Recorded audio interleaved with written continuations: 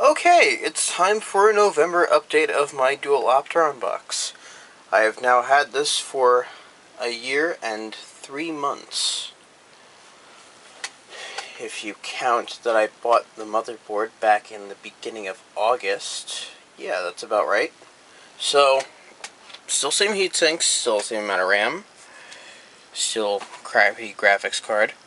I don't know if I said it or not during the last one. Actually, I think I did it after I made the last update back in June. I updated the drivers for the 550 Ti to the 315, 318 version. And finally, I was able to just overclock better. I don't know. And that's just on the core itself. So, I mean, when I was overclocking before, it was very, very minimally, and I wasn't really... I guess I really didn't say anything about it. So I overclocked this a little bit, and just to give it a little more oomph while I'm doing a whole bunch of stuff. And I do a whole bunch of stuff while I'm doing the stuff with, let's say you, during the Google Hangouts and stuff with Doogie and the rest of the gang over at the Geek Group.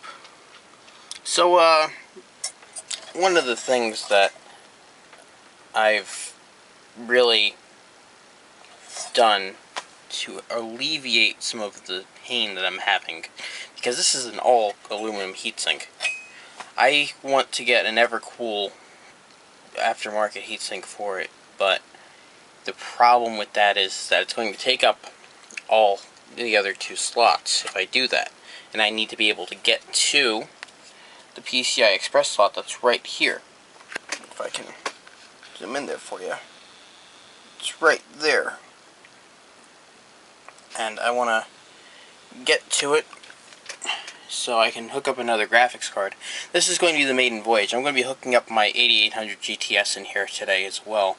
I modified it so that I can use it on an X4 slot without having it electrically connected 16 on X16 wise.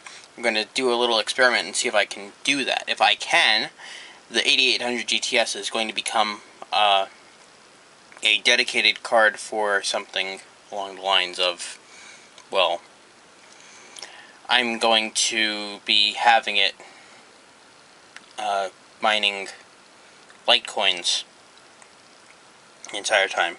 It's a little inefficient, and really, I just want to have another card in here and actually doing something and not just sitting around. The problem with this is that I need to find the other one of these. What may end up happening is I'll just drop my 9800 GT in here, which does not need this cable. And then I'll be able to just do that and use that card instead just for mining Litecoins. I'm doing Litecoins and not Bitcoins because the Bitcoin boat is sort of sailed off. If you didn't get in on that early, you're way too late to get in on that. Yesterday, the high went to about $900, I think, if not $750. So I'm going to be figuring that out.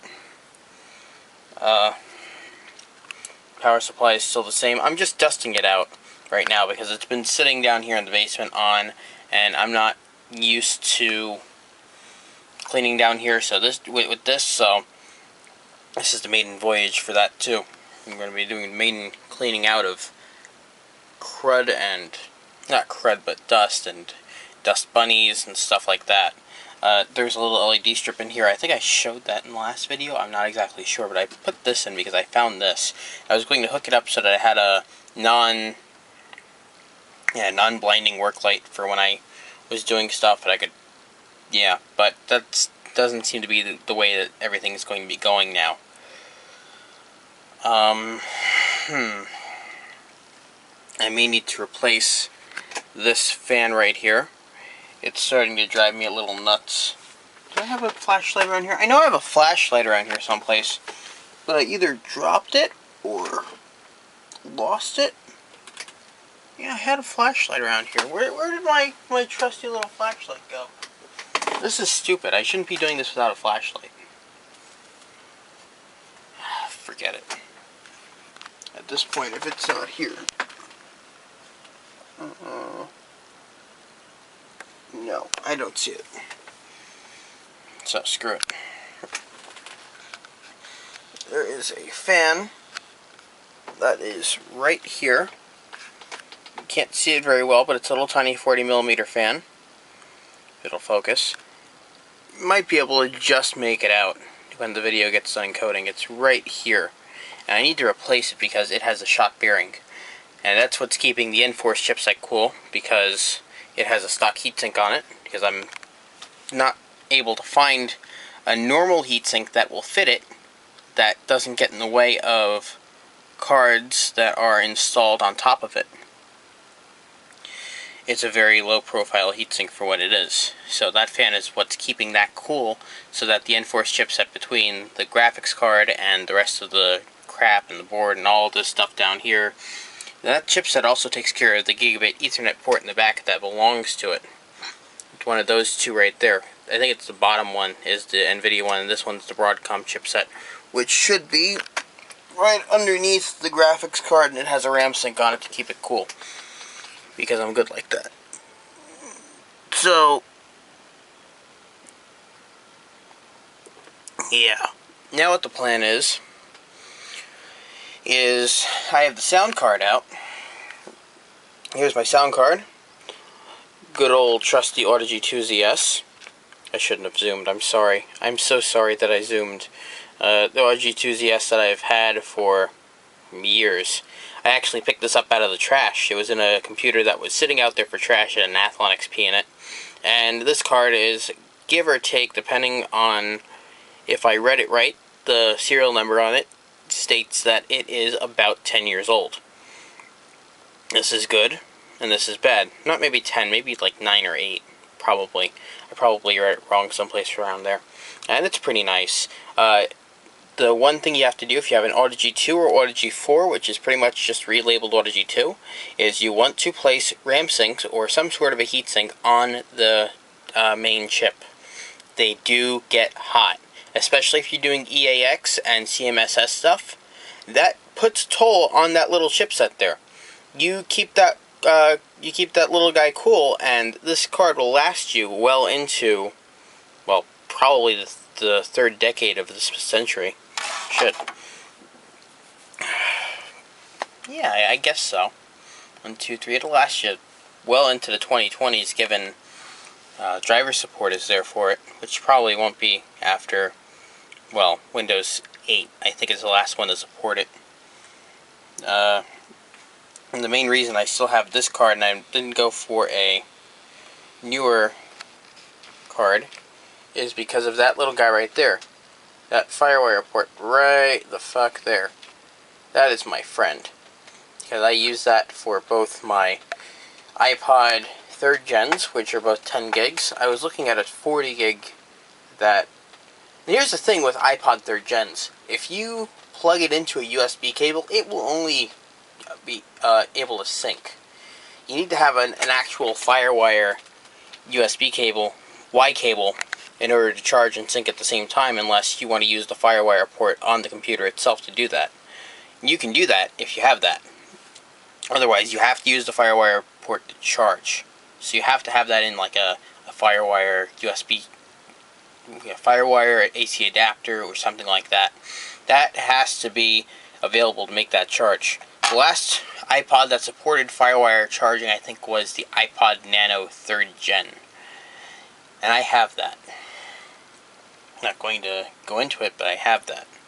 So I think I've said it before that I have one of those, and I got that for free. So, now, up here is also a USB card. I think I mentioned that I put that in last time. And the cord coming off of here, right here, coils down up around here and goes up to a little webcam that is set up right here. And this is so that I can peer in using any webcam program such as Skype or what have you, Google Hangouts or something if I'm over there. And I can take a look inside, and because this has LEDs that are always on, I can actually just turn it on and take a look at the heatsink in the front. The heatsink in the front, usually when that gets to a certain point, it will get dusty enough that I can say, oh, it's time to turn it off and clean it. Now, this wasn't the case for this. What I was really doing here was I was just turning this off to do something with this sound card. Now, that's where this gets very interesting. I'm going to cut it off here because I need to get into the back and I need to clean this up a little bit, because doing a video like this right now in the middle of everything is a little distracting. Right here we have the business end of, well, the discrete business end of the audio cables for the front panel connector, which is right here, for the microphone and the headphone out, or whatever you want to hook up to their out. Down here we've got my Scythe Ultra case, which is on 7.5 volts. And then you've got one fan here. This is actually one of the fans that came with the computer. And then underneath here, you've got this one, which is an Antec True Quiet 120, which I'm thinking about replacing. Now, when you're working with these, usually there's some space up here afterwards if you're going to place the fan in where your optical drives would otherwise go. So that's what I've done up here. Can't see it, but there is a big gap up here where I'm able to stuff wires. And I've been doing that for the audio cable and the USB 3.0 cable, which will both finally, as of today and possibly over the next week or so, depending on when I get the one for this one, will finally get to be used. Now, there's a little problem here. I'm going to show you here. Just give me a second. Ooh. My right ear just went under some sort of pressure. The air pressure inside it changed. So, here is the connector end for your standard HD audio and AC97 connectors, right here. And right here, this little white connector you see right here, is the connector to plug into the front panel on, say, a Dell or any other OEM provided connector, I guess, to go into the front of that particular computer. HP, I believe, used that connector, and I believe also Dell did at one point. A similar connector is on the Sound Blaster Lives, but it is pin incompatible with this version where they actually changed the pins up. Some smart someone decided that they've had enough and went and probed all of these different pins to see where they went. And they were able to tell which ones matched up with the front panel connectors on a standard computer for the AC97 port, I believe. The AC97 one is the one you have to use for this. Now, as you can see, there's no way in hell you're going to fit this one on unless you carefully, like, slice it down the fucking middle and jam it in all over the place. No. So you need some sort of an adapter, right? Well, I looked, and I was not able to find a short adapter anywhere. For a long time, no one actually changed, or no one was actually able to make a whole bunch of the connectors and sell them someplace, and it really bummed me out because I wanted to be able to use this card with this computer's front panel connectors, because then I don't have to plug my headphones into the Dell speakers on my left monitor. So what I did was I finally last week found an adapter on the internet that was able to connect them both up. And I got this, I forget who it was from, but it's got a very nice braided outer thicker cable shield, I guess. And on one side it has the proper connector for this.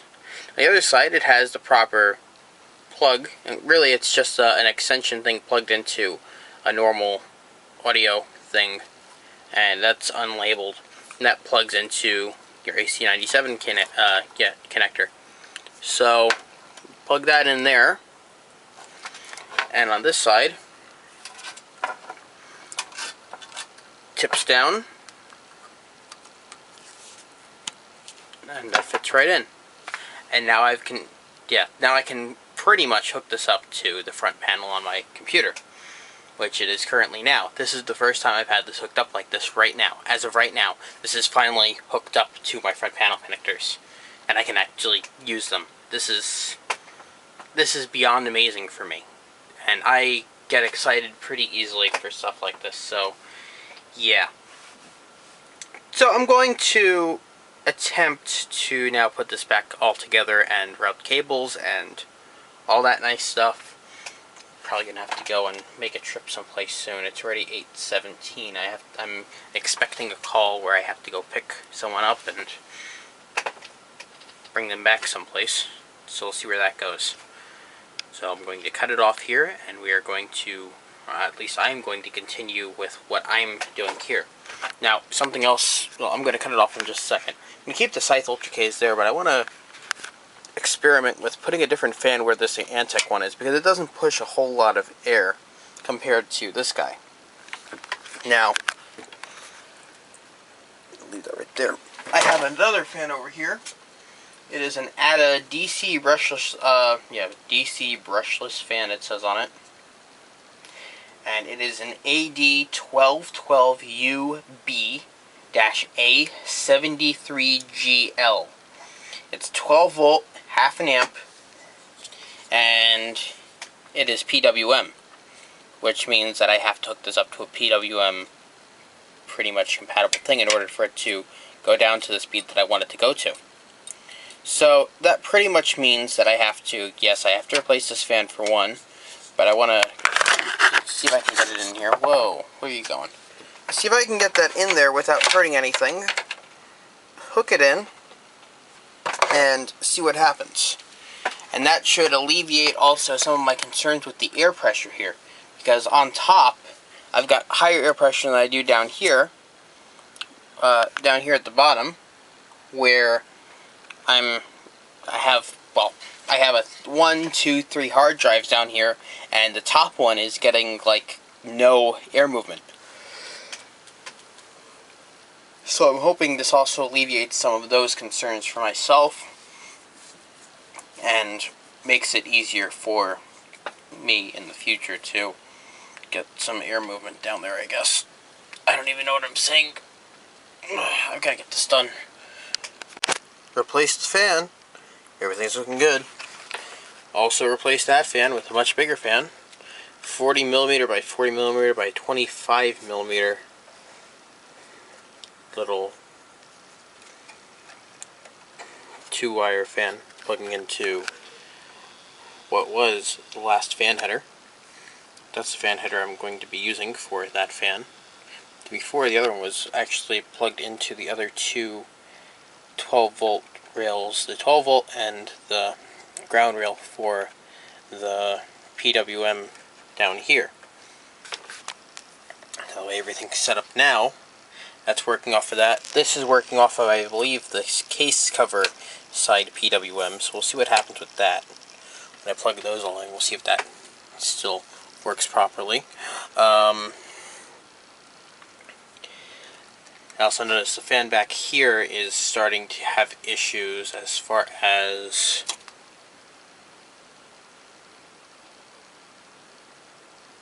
the bearing is going a little bit. Not too much of an issue right now, but I think later on I'm going to want to replace that.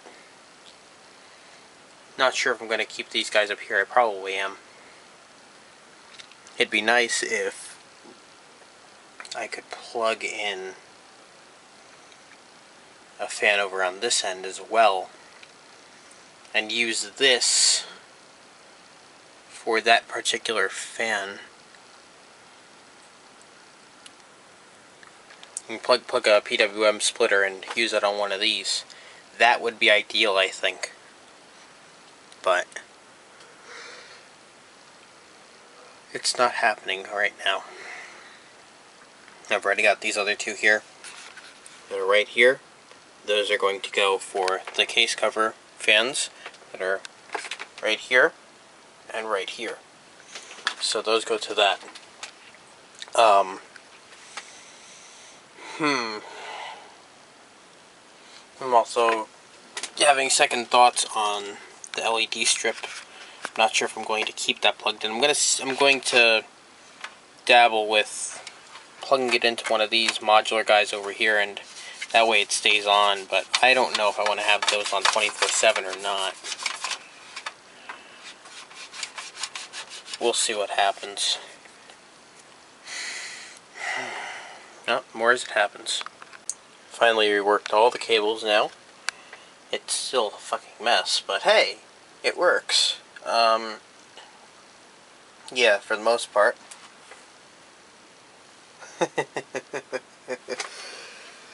Oh boy.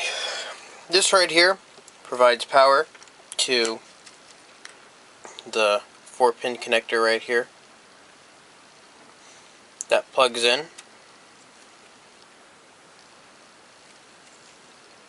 Yeah. This 4-pin connector right here provides power to the front fan. That's for the new front fan. That's replacing the old Antec piece of shit. This right here is going to a SATA to Molex connector, which is plugged into the bottom SATA drive.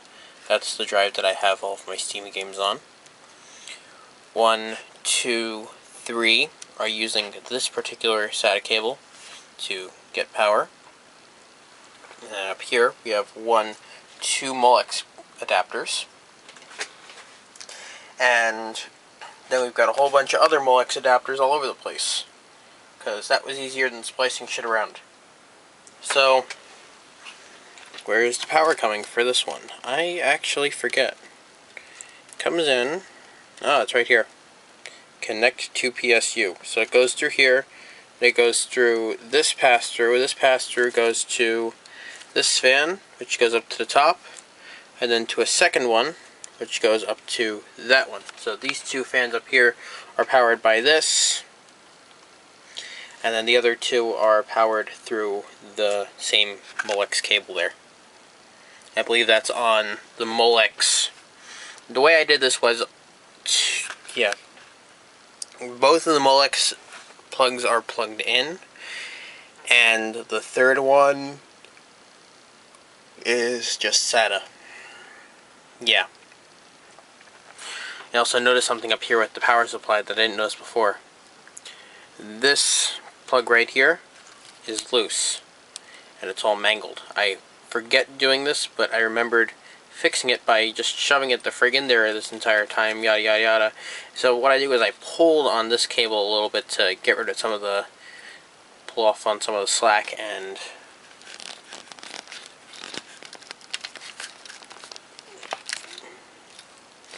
it's now in there with some slack, and it's not going anywhere. You can't pull that out of there. None of that stays flat against that. So that should cut down on those problems. This is what the backside looks like without the dust. These are both of the plates that hold the Opteron, both of the Opteron heatsinks in place. Socket 940, all that jazz. Both the same on each side. Nothing too interesting. It's alright. Yeah.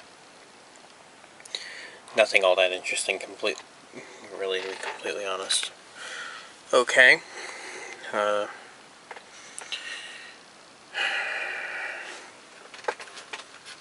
There's the label for the actual power supply itself. HAE, iPod OK, EUP. I love these stickers. I love them so much that I decided to turn my power supply around so I didn't have to see them. Power supply is actually out of warranty as of a few months ago, so that wouldn't have been covered, I don't think.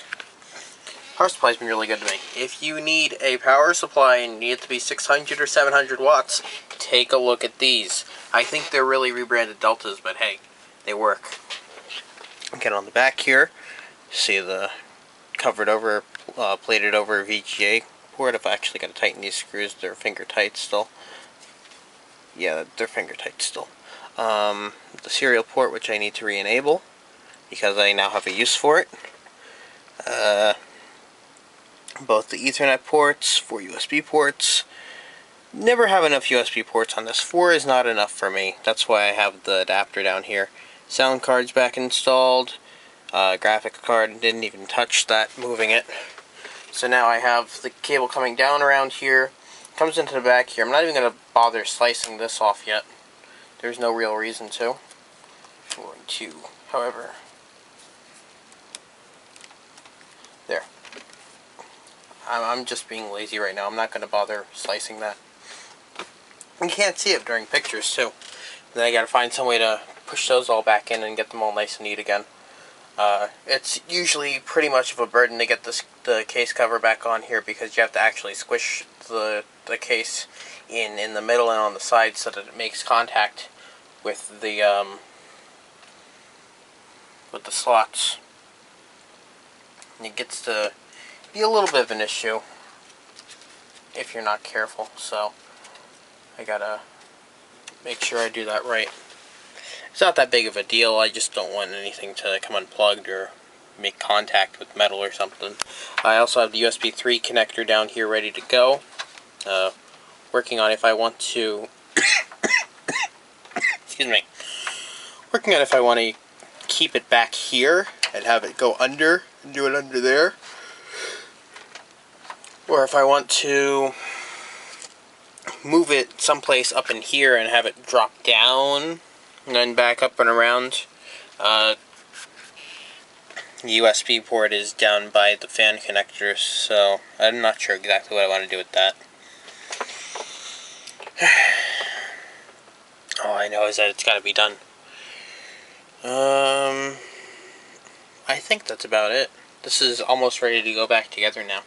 In fact, I'm going to start putting it back together. Excuse the mess over there. I had to clean off my desk.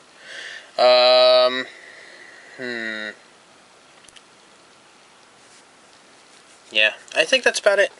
There's not much else here to really talk about until I get this all set and done.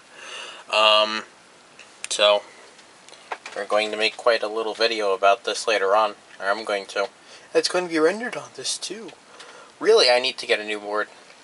I need to get a new board, I need to get a new couple of CPUs, and I need to run with that. This CPU, yeah, these CPUs are starting to hit their limit, and until HTML5 becomes hardware accelerated, which it really isn't for most applications, I'm starting to have issues with the CPU rendering stuff. And I'm not sure if it's rendering or if it's just HTML5 being a bitch. But now that Google Hangouts is all HTML5, thank you YouTube and Google, I love you guys so much.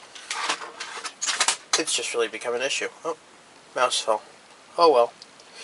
Okay, so that concludes this little segment right here. I'm going to now put the computer back together and put it back over where it needs to go. And I will do a follow-up little clip right after this one.